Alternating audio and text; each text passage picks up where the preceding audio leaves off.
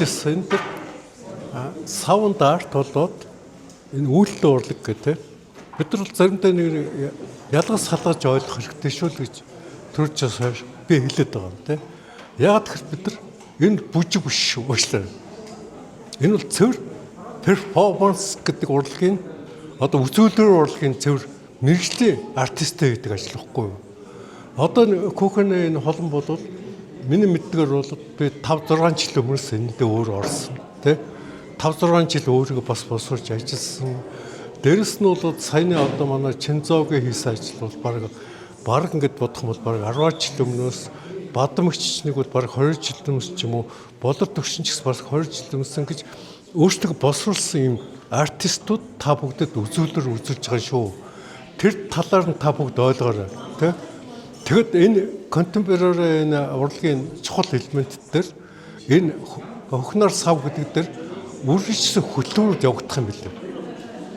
Тэгэхээр дараагийн 4 урд бүтээлч нь 3 бүтээлч болоод өшөө дахиад ингээд бараг сар хөтлөөр болох нь яах юм. Тэрг бол одоо манай энэ арт директор Баясаа эдэр зохицуулж байгаа. Тэгэхээр энэ та бүгдийг зорж ирээд энэ ингээд яхад энэ чөлөөтэй та бүгдийг биш энд ийм л оюуны солилцох орон зай сав гэд нэртэй хөхнөр ийм нэгдчихэд та бүгдэд энийг үзүүллээ. Баярлалаа бүгд.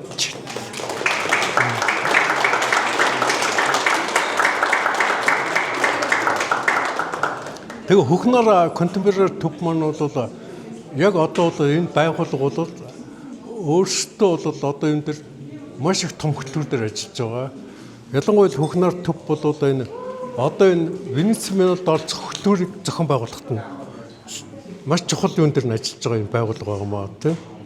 Яг хоо энэ одоо энэ сав гэдэг бол одоо энэ та бүгд хүсчээвэл ирээд одоо дээрээс сая би хэлсэн. Одоо энэс одоо бол үзүүлбэрийн тухай ярмааргүй байна.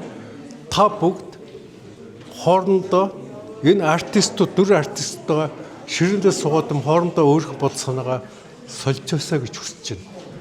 Тэрнээс би одоо энэ тайлбарламааргүй байна. Артистууд би тайлбарлаад хэрэггүй гэсэн маа. Тэ? Ер нь бид нэг тайлбарлахаар утгагүй болчихдог. Тэгэхээр та хэд маань чөлөөтэй харьцаараа хэппи байгаарай. Баярлалаа.